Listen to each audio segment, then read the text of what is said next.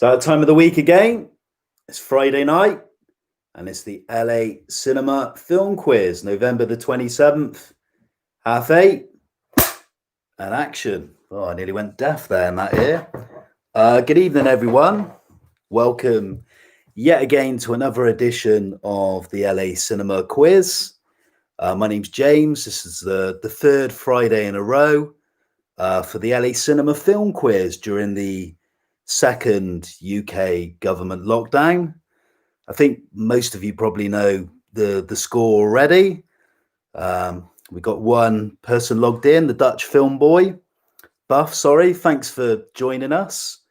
From Holland, I believe. So thanks for joining us. I'll explain in a minute the format for tonight's quiz. Before we start, introduce yourself through the chat window. Always nice to hear your comments. Always nice for you to tune in every week, and hope you enjoy this week's edition of the quiz. In a minute, I'll be revealing the format for this evening, which is kind of the usual format from week to week, and also announcing the film topics for this evening. So a couple of little shout outs. Mr. Jay Gibbs, someone I know very well. Good evening to him. A big cinema buff who always comes up trumps with some high scores, knows his world cinema and his old school Hollywood films, is Mr. Bass Hart. Emma Richards, also based in Bristol. Bikey chick again, the Dutch film buff. I think this is the first time he's played the quiz. Mike Warren, hello. A couple of regulars here, Shirley Cormish, Zach Bowen and the Chilcotts, and Gail Rogers again. So thanks again for joining us for the quiz. Hope you've all had a good week. Okay, so I thought tonight we'd, at the end of the quiz, before revealing the answers, I was going to ask you a couple of little film-related things, just to hear your feedback and thoughts. Emma asked last week if we could do a round on Quentin Tarantino, which we've added. So a little topic for discussion later in the quiz. I want you to discuss the best and worst career moments of Tarantino's film career, telling me your favorite Tarantino films and why you choose them, and maybe your not so favorite ones. So we'll be talking about the American filmmaker Quentin Tarantino. We've also got a round on a particular Hollywood actress, and I wanted you to name your favorite all-time actor or actress, telling me why you particularly like that person, that personality, and maybe if you're a collector, if you collected their films or any merchandise related to them. So we'll be discussing that a bit later.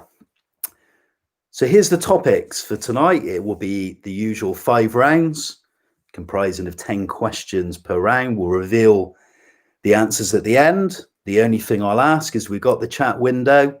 Just don't write the answers in the chat window because everyone will see them. They'll be revealed at the end.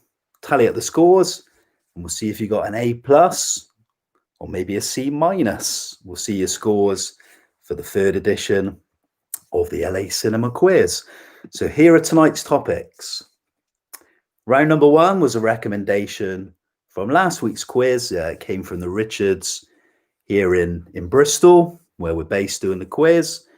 It's a round on the director Quentin Tarantino.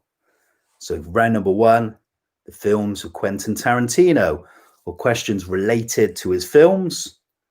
Round number 2 is dialogue, famous lines and quotes from famous films. Another recommendation from last week, somebody asked for a round on a female actress and made some suggestions. We've gone for Julia Roberts, is round number 3. And round number 4, losing the plot here, is original casting choices. So actors or actresses who were originally set to play a particular role, then were dropped to the last minute or somebody else came on board. So original casting choices. And the last round, which is round number 5,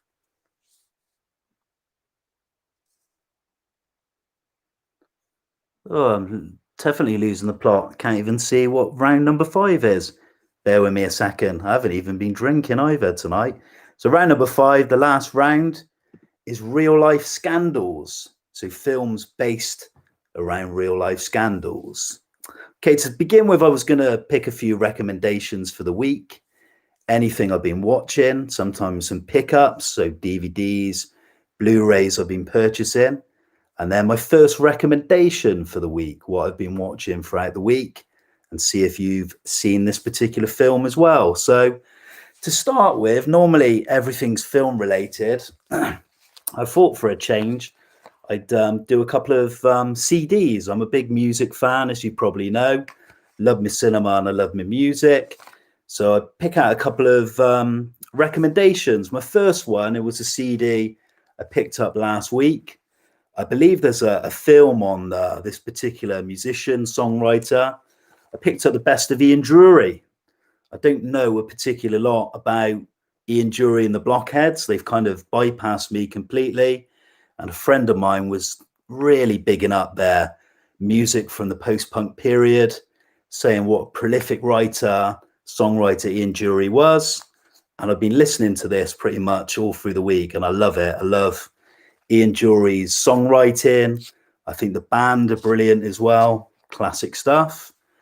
And another band I've been listening to a lot, and I feel guilty that they escaped me, going back a long time, 30 years. It's the 1980s band Prefab Sprout. And this is an album, one of my favorites, called Steve McQueen, which has got some fantastic tracks on. The songwriting is just superb, and album to album. They always kind of change their style. Paddy McGloon is the lead songwriter. He's just written some beautiful songs. So if you're on Spotify, you want to listen to some good old 80s music, no better starting point than Prefab Sprout with Steve McQueen. My other film that I picked up that came in the post a couple of days ago was a Criterion release. I love Criterion releases. They archive films, world cinema, classic films by some prolific filmmakers like Fellini and Bergman. This is an Orson Welles film, which I'm a massive Welles fan, but I've never seen this one. It's one of his lesser known and lesser acclaimed films. It's called Mr. Arkadin, or Confidential Report, a special edition set. So I've got this one to watch at some point. I don't know if any of you have seen this Welles film. It's one of his lesser known films, not kind of up there with your Citizen Kanes and your Magnificent Ambersons or Touch of Evils, but I'll give this one a go and I'll let you know what it's like. Okay, so the first film I watched this week was a Blu-ray I didn't realize I had. It's a film by Raymond Briggs, who wrote and illustrated The Snowman and did another one called, I think, Father Christmas. But this is a more adult film. It came out in the mid to late 80s, 1986, in fact. It's called When the Wind Blows. It's beautifully animated, features music from David Bowie and Roger Waters, of course, from Pink Floyd. Features the voices of Dame Peggy Ashcroft and Sir John Mills as well. It's basically about a couple that lived through the Second World War, and years later they're on the threat of a nuclear war from the Soviet Union, and it's kind of their naive look of what's happening, the husband constantly listening to the news, and it's kind of quite interesting to listen to the couple's conversations and basically what goes on during that period. It's quite a bleak film, but beautifully animated, and yeah, I'd highly recommend this one. It's When the Wind Blows. That's my first recommendation for this evening. I think it's time to get on with the quiz. So good luck, everyone, on tonight's quiz. 50 questions and all answers revealed at the end. Okay, let's go with round number 1. Yeah, Snowman, of course. Yeah, the introduction from the late David Bowie. I love the Snowman. It's really held the test of time. Love David Bowie as well. Okay, so round number 1. Quentin Tarantino, all 10 questions related to the American filmmaker. Here we go. Question number 1. So Quentin Tarantino's Pulp Fiction won which famous international award at the 1994 Cannes Film Festival? So kicking off with number 1, an award question. One of the big award film festivals on the calendar year. The question 1 is Quentin Tarantino's Pulp Fiction won which famous international award at the 1994 Cannes Film Festival? It's number 1. Number 2 now. Okay, so 2 answers to this one, so a point for each one. So I'm looking for 2 answers for question number 2. I want you to name the American black actress who plays Jackie Brown in Tarantino's 1997 film. But for a bonus point, Tarantino's screenplay is adapted from a novel by which American novelist? So this is a film I haven't seen since it came out at the cinema. Can't believe it's that long ago. Over 20 years. Frightening how time flies. But I want you to name the American black actress who plays Jackie Brown in Tarantino's 1997 film.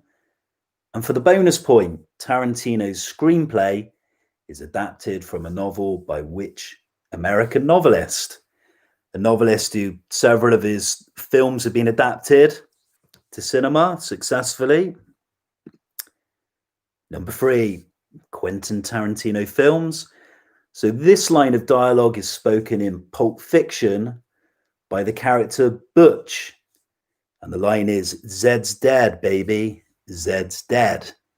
But name the actor who delivers the line.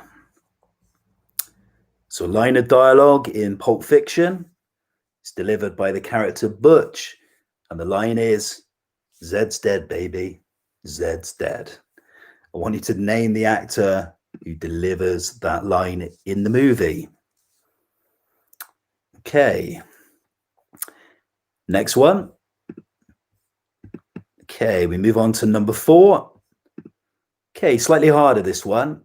Name the 1995 Tarantino movie, which was a collaborative film with 3 other directors. It's a comedy with Tim Roth as a bellhop about 4 interlocking tales that take place in a fade-in hotel on New Year's Eve. I remember when this one came out during the early part of Quentin's career. This one, I think, didn't do particularly well at the box office, and it wasn't particularly well received by the critics. Not that they always know everything, but name the 1995 Tarantino movie. It was a collaborative film with 3 other directors. It's a comedy with Tim Roth as a bellhop about 4 interlocking tales that take place in a fade-in hotel on New Year's Eve. Dutch film buff saying he didn't like this particular film. I've never seen this one. I maybe need to dig it out at some point during the lockdown. I'm sure it'll be on one of the streaming services. Number 5 now, halfway through. Tarantino wrote the story to which controversial 1994 film about 2 serial killers, directed by Oliver Stone? So number 5 again. So Tarantino wrote the story to which controversial 1994 film about 2 serial killers, and it's directed by Oliver Stone. It caused a massive stir at the time. Kind of, the press kind of labeled it the Clockwork Orange of the 1990s. A good film, in my opinion. Number 6 now, over halfway through. Name the Oscar-winning actor who won Best Supporting Actor for his performance as a Nazi officer, Colonel Hans Landa, in Tarantino's Inglourious Bastards. Yeah, I need to see Jackie Brown again. Features one of my idols who I bang on about week on week. Robert De Niro, of course, in a kind of a smaller role. Okay, so number 6, name the Oscar-winning actor who won Best Supporting Actor for his performance as Nazi officer Colonel Hans Landa in Tarantino's Inglourious Basterds. That's number 6. Number 7, there's 2 points on offer for this one. So it's a 2-part question. Which character and actor speaks this line in Tarantino's Reservoir Dogs? Shit, you shoot me in a dream. You better wake up and apologize. So I want the character name from the film and the actor that plays that character. So I'll repeat that again. Number 7, which character and actor speaks this line in Tarantino's Reservoir Dogs? Shit, you shoot me in a dream. You better wake up and apologize. Couple more left for round number 1.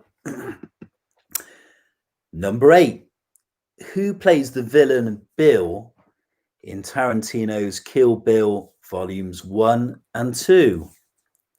So short question there. Number 8, who plays the villain Bill in Tarantino's Kill Bill volumes 1 and 2? Number 9 now. This is a film I remember fondly from the good old 90s, the VHS days, the blockbuster video days. Okay, so Tarantino wrote the screenplay for which Robert Rodriguez 1996 movie about 2 criminals and their hostages who seek refuge in a truck stop populated by vampires. It's number 9. So number 9 again, Tarantino wrote the screenplay for which Robert Rodriguez film in 1996 it came out. It's about 2 criminals and their hostages who seek refuge in a truck stop populated by vampires. Name the film. So I imagine most of you have seen it. It's kind of one of those kind of popular films from the 90s. It's a good fun film, pretty violent as most of Tarantino's films are and screenplays. And the last one, number 10, the hardest question of the round. This is a tricky one. Name Tarantino's debut feature from 1987. So this is pre-Reservoir Dogs. It was a lost black and white amateur film, which can be watched on YouTube and similar in plot to the 1993 film True Romance. So Tarantino wrote the screenplay for True Romance, which was Tony Scott, wasn't it? But I'm looking for a film that he made pre-Reservoir Dogs, his debut feature, made in 1987. It was a lost black and white amateur film, which can be watched on YouTube and similar in plot to the 1993 film True Romance. Tricky question. I'll be amazed if any of you get this one. A big shout out if you do. Looks like Suzanne's asking for question 2 to be repeated. No problem. Yeah, so number 2, we are looking for 2 answers to this one. It was named the American black actress who plays Jackie Brown in Tarantino's 1997 film. But for a bonus point, Tarantino's screenplay is adapted from a novel by which American novelist? Yeah, number 1 again. No problem. So number 1, Quentin Tarantino's Pulp Fiction won which famous international award at the 1994 Cannes Film Festival? Yeah, I can do the last question, not a problem. So we've done number 1. And the last one again was named Tarantino's debut feature film from 1987. It was a lost black and white amateur film, which can be watched on YouTube. So don't go searching up on YouTube. And similar in plot to the 1993 film True Romance. Really difficult question. I wouldn't know this one. So, how did you fare with your Tarantino fans? Have we got any, Tarantino questions? Have we got many Tarantino fans here tonight participating in the quiz? Give me a shout out if you're a fan of the director's work. We'll be discussing his films a bit later on in the quiz. If you need any repeating, just let me know. Biker Chick, quite confident, likes the Tarantino movies, but less confident on that hard question, which is number 10. Emma Richards saying a 10, which would be a good score. Biker Chick loves Quentin Tarantino movies, and Zach Bowen, a big fan, confident with a score, possible score of 10, which would be a good score for tonight. We'll move on in just a minute to your round number 2. Again, at 10 questions. Let's see if we've got any other predictor scores for tonight. Hope you've all had a good week. I've had quite a quiet week, to be honest, this week. What are you all drinking this evening? I've got a mixture of water and mixed gin and tonic. Just the one. So Gail, 10 or maybe an 11. Mr. Harlequin, fairly confident with a couple of guesses he's saying. Okay. Mike Warren saying 5, maybe a 6. So I'll move on to the next round. The next round, I've taken famous lines from films. So they're 2-part questions. I want you to name the actor or actress who speaks these lines and the film they were spoken in. So I'm going to read a bit of dialogue, a line from the film. I want you to tell me the actor or actress who says that line and the name of the film. So it's 2 answers to each question. Let's see how you get on with this round. Okay, number 1. I need a cohort, don't I? I need somebody who does a little bit of an actor. I need an actor in the room to do these lines. Okay, so number 1. They may take our lives, but they'll never take our freedom. That's the line. I want you to tell me the name of the actor or actress that says that line or delivers that line and which film it features in. An easier one to start off with. So the line is, they may take our lives, but they'll never take our freedom. That is number 1. Again, 10 questions on this round. Number 2, they call me Mr. Tibbs. This is a classic film I love. Not seen it in a long, long time. They call me Mr. Tibbs is question number 2. Someone having a crafty cider. Somebody maybe can have a crafty espresso. I think I might have another gin later, maybe. I never used to drink gin, but during the lockdown, I've become a little bit of a gin addict for some reason. My wife's likes a drop of gin, so I was normally a whiskey man. Bit of useless information there for you. Number 3, this is a classic film. The line is, nobody's perfect. It's said at the end of the film. But who delivered the line? The actor or the actress and the name of the film. Number 3, nobody's perfect. Indeed, they're not. Okay. Number 4 now. You know how to whistle, don't you, Steve? You just put your lips together and blow. That's number 4. So a line of dialogue for an old classic Hollywood film. And the line is, you know how to whistle, don't you, Steve? You just put your lips together and blow. Moving on to 5, halfway through round number 2. And number 5 is, I am big. It's the pictures that got small.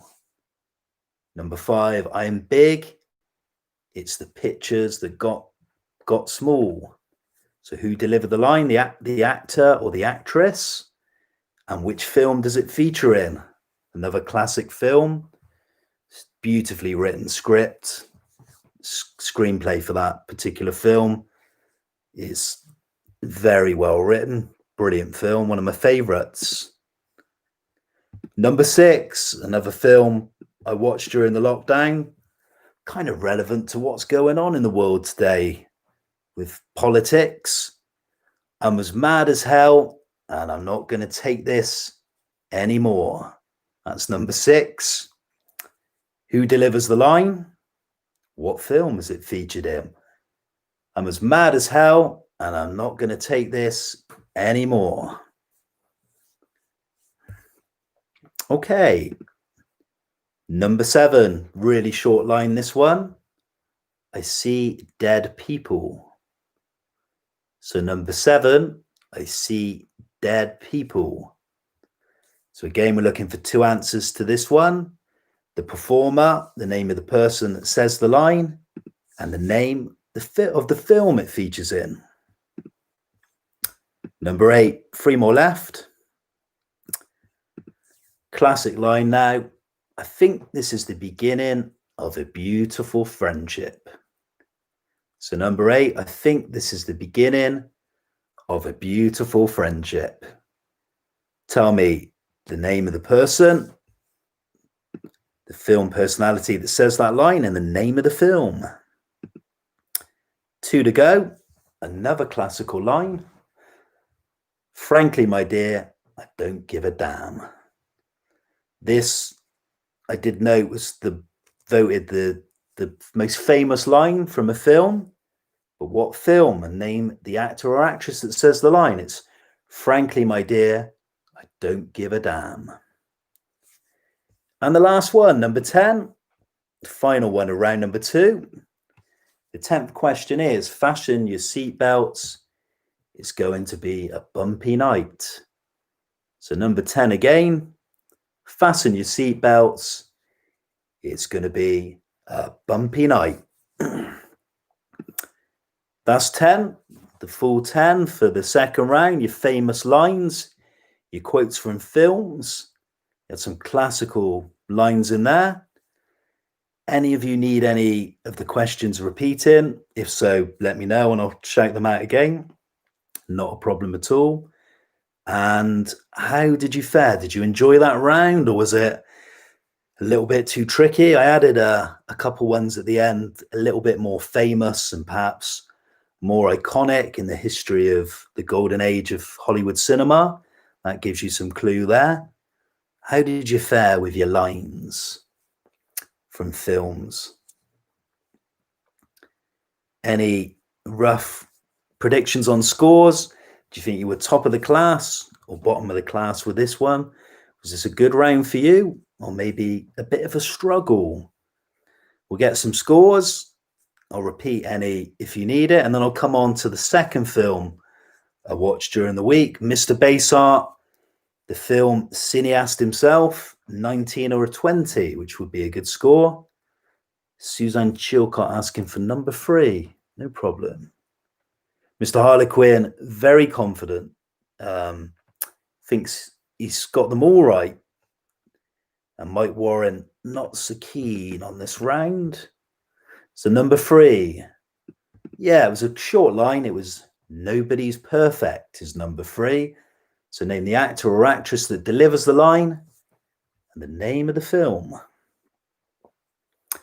The Dutch film buff, confident on this one, saying a 19 or a 20. Zach Bowen, a dodgy 10. Okay. We'll move on to the next round in a minute. Round number 3. I just need to recap what is number 3. I think it's Julia Roberts. It is. So we look forward to a round on Julia Roberts. But the next film I watched during the week, and one of the participants who's actually online tonight, I hope he's listening, constantly pulling my leg. He keeps saying the only films I tend to recommend are either French films, German films, or subtitle films.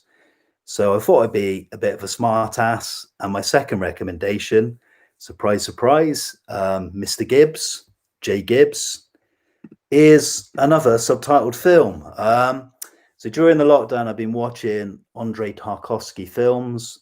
Going back a year or so ago, I bought a lovely Blu-ray box set, which I'll show off in just a minute. I've never seen any Tarkovsky films, which I feel guilty of. I love my cinema.